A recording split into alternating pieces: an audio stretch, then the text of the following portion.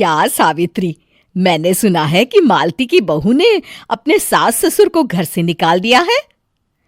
अब क्या कहूं, आजकल की बहुओं का कोई भरोसा नहीं है, कब क्या कर दें। मालती की बहू को देखकर कौन कह सकता था कि वो ऐसी निकलेगी। तू सही कहती है, आजकल की बहुओं को देख मुझे तो बड़ा डर लगता है। कहीं मेरी बहू भी ऐसी निकल गई तो। नहीं, मैं तो गांव की सीधी सादी लड़की से अपने बेटे की शादी करवाऊंगी। इस तरह एक दिन गायत्री अपने बेटे की शादी गांव में रहने वाली मीना नाम की लड़की से करवा देती है। ये लीजिए माँ जी, आपके लिए गर्मा गर्म नाश्ता और चाय। अरे वाह बहू, सच कह रही हूँ, जब से तू इस घर में आई है मुझे तो बड़ा आराम है। तेरे जैसी बहू तो किस्मत वालों को मिलती है। का माँ जी, अब इतनी भी तारीफ मत करिए ना। धीरे धीरे मीना गायत्री की चहेती बन जाती है और मीना भी गायत्री को कभी शिकायत का मौका नहीं देती थी। फिर एक दिन, ये ले बहू, आज मैं बाजार से तेरे लिए साड़ी लाई हूं। साड़ी देखते ही मीना का मुंह लटक जाता है। का माँ जी, ये भी कोई साड़ी है? ना, मुझे तो बिल्कुल पसंद नहीं आई। अरे लाना ही था तो कोई अच्छी महंगी वाली साड़ी ले आती मेरे लिए। आप तो ये सस्ती साड़ी उठा लाई।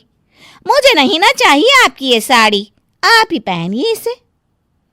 अरे ये क्या बहू, तू तो आजकल कुछ ज्यादा ही नखरे दिखा रही है। मैं इतने प्यार से तेरे लिए साड़ी लेकर आई हूं और तू है कि उल्टा मुझे ही दो बातें सुना रही है। अरे माँ जी, आप अपने लिए तो बड़ी डिजाइनदार और महंगी महंगी साड़ियां खरीदती हैं और मेरे लिए ये सस्ती साड़ी ले आई।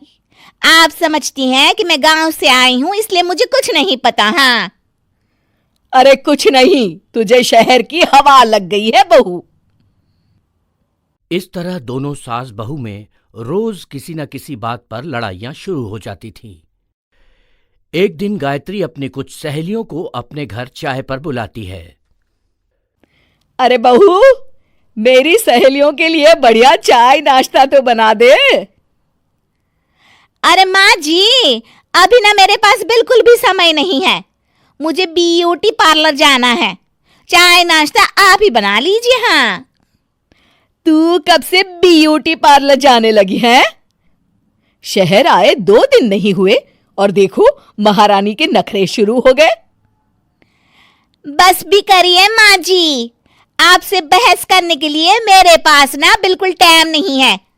आपका क्या है, आप समझती हैं कि मैं गांव से आई हूं तो मुझे कुछ नहीं आता और आप जो रोज रोज मुझसे मेहमान नवाजी करवाती रहती हैं नौकरानी की तरह।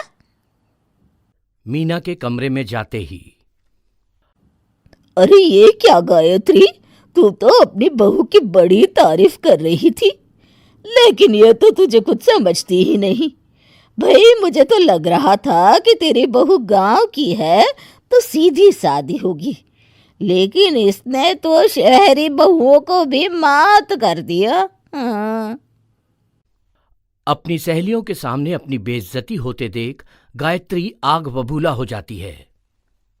अरे क्या शहर और क्या गांव, मेरी तो किस्मत ही फूटी थी जो मैं इसे बहू बना के ले आई। भगवान जाने आगे और क्या क्या करेगी। अब तो मुझे कुछ ठीक नहीं लगता। तू जरा संभल के रहना, कहीं मालती की तरह तेरा भी हाल बेहाल ना हो जाए। अच्छा, अब हम चलते हैं। अपनी सहेली की बातें सुनकर गायत्री थोड़ी घबरा जाती है। अरे ये सुशीला क्या बोलकर चली गई, कहीं इसकी बात सच ना निकल जाए। दूसरी तरफ मीना सारी बातें सुन लेती है। अगले दिन से गायत्री अपनी बहू से कोई काम करवाने से पहले 10 बार सोचती थी। ज्यादातर काम वो खुद ही कर लेती थी। अचानक अपनी सास में आए इस बदलाव को देख मीना, लाइए ना माँ जी, मैं कर देती हूँ ना काम। एक बात पूछूं माँ जी, आजकल ना आप बड़ी चुप चुप सी रहती हैं, और अब मुझसे झगड़ना तो दूर, मुझसे खुल के बात तक नहीं करती आप। कुछ नहीं बहू, ऐसे ही। मीना अपनी सास की मंशा भांप जाती है और मुस्कुराते हुए कहती है, अरे माँ जी, चिंता मत करिए, मैं आपको घर से नहीं ना निकालने वाली। ये डर आप अपने मन से निकाल दीजिए। अरे छोटे मोटे झगड़े तो हर घर में होते रहते हैं, चाहे कुछ भी हो जाए, आप मेरी सासू माँ हो। मैं तो जिंदगी भर आपकी सेवा करूंगी माँ जी। अपनी बहू की बातें सुन गायत्री को एक प्रकार का संतोष होता है और उसकी सारी चिंताएं दूर हो जाती है। गायत्री अपनी बहू को गले लगा लेती है। मुझे माफ कर दे बहू, मैं तुझे गलत समझ बैठी थी। कोई बात नहीं माँ जी, ये ना घर घर की कहानी है। हाँ मती काकी, अंजलि दीदी के लिए शहर से फोन आया है, जल्दी से भेजो दुकान पे, नहीं तो फोन कट जाएगा। हाँ हाँ बेटा, अभी भेजती हूँ। अंजलि बेटा, तेरे लिए शहर से फोन है, सब काम छोड़ के जल्दी जाके सुन ले, नहीं तो फोन कट जाएगा। हाँ माँ, अभी जाती हूँ, जरूर मीनाक्षी दीदी का फोन आया होगा। हाय अंजलि। नमस्ते दीदी, मेरा मतलब हाय, कैसी हो आप? यहाँ तो सब ठीक है। मामा मामी कैसे हैं? तू कैसी है? मेरे तो एग्जाम्स होने वाले हैं, हर रोज कॉलेज जाना पड़ता है, lectures, extra classes, private coaching. ओ मैं तो इतना थक जाती हूँ, क्या बताऊँ।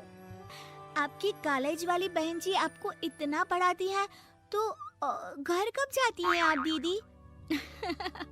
अरे नहीं नहीं, ये सब सिर्फ मेरी प्रोफेसर नहीं पढ़ाती, मैं अलग से दूसरे टीचर्स के पास भी पढ़ने जाती हूँ।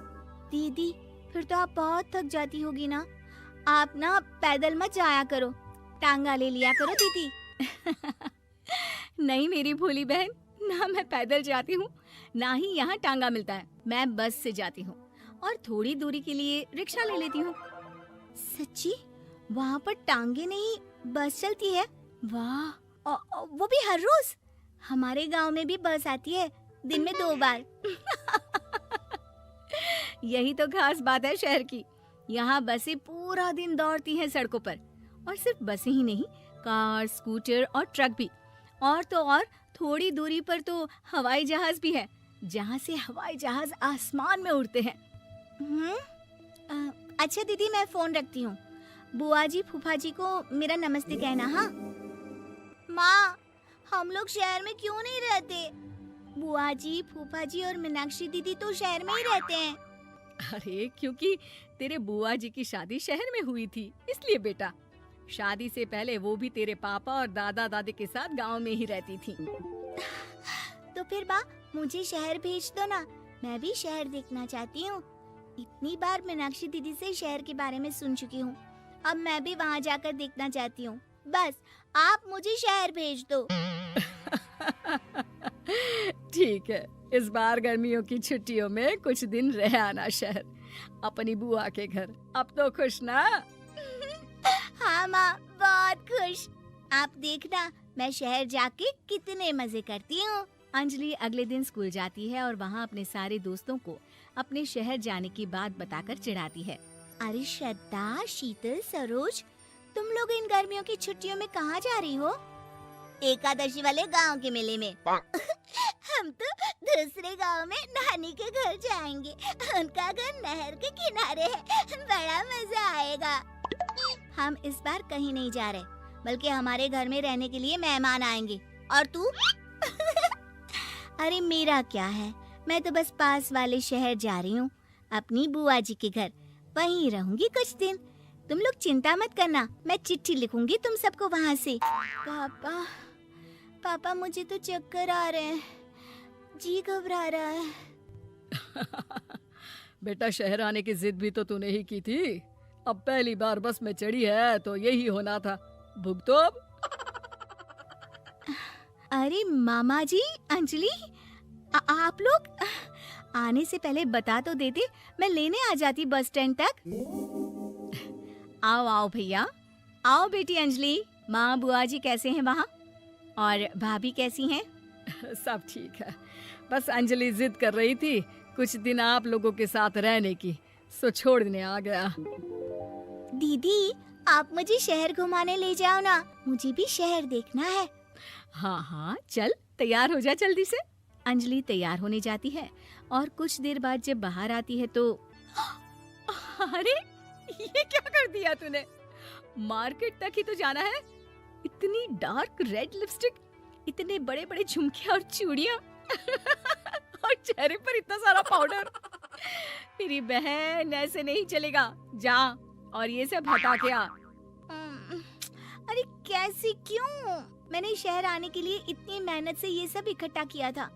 और वैसे भी मैंने देखा है मोहल्ले की राधा काकी के टीवी पर एक फिल्म चल रही थी, उसमें हीरोइनें ना ऐसे ही तैयार होकर जाती है घूमने। सब पता है मुझे, मैं तो ऐसे ही जाऊंगी दीदी।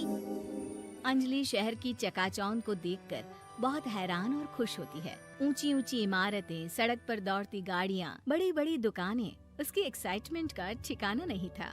दीदी, ये छोटा सा कमरा सड़क के किनारे क्यों रखा है? इसमें कौन रहता होगा? ये कमरा नहीं, पीसीओ है, पीसीओ। यहाँ पर लोग फोन करने आते हैं सिक्का डालकर। ओ, हमारे गांव में तो दुकान पे ही जाते हैं बात करने। अच्छा चल, तुझे रेस्टोरेंट में खाना खिलाने ले चलती हूँ। Excuse me, 2 plate noodles please and 2 Cola. Meenakshi को ऑर्डर प्लेस करते हुए अंजलि बहुत ध्यान से देखती है और थोड़ी ही देर में ऑर्डर लेकर वेटर आ जाता है और खाना टेबल पर रख देता है। अरे, ये लंबी लंबी सेवइयाँ खाते कैसे हैं दीदी? और इसके साथ कोई अचार, प्याज, मूली कुछ भी नहीं दिया, बस ये छोटा सा पेट खुजाने वाला दे दिया है। गांव में तो छोटे छोटे चावल ही होते हैं जो कि हाथ से ही खा लेती हूँ। अब इसे कैसे खाऊं दीदी? एक्सक्यूज मी, एक चम्मच प्लीज, और लिटिल प्याज और अचार और मूली और एक गिलास मट्ठा, वो बाद में। हाँ, अब ये सब सुनकर आसपास बैठे लोगों को हंसी आ जाती है।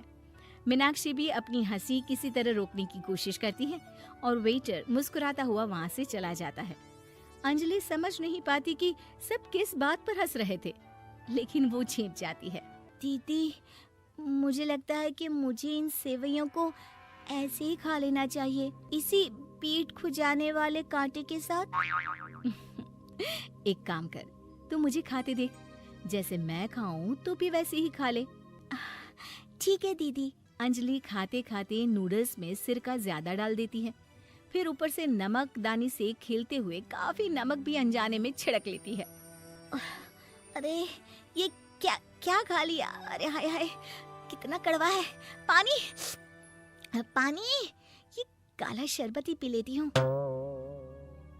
और जल्दबाजी में अंजलि जल्दी जल्दी कोला पी लेती है, जिससे उसके नाक में झंझनाहट होती है।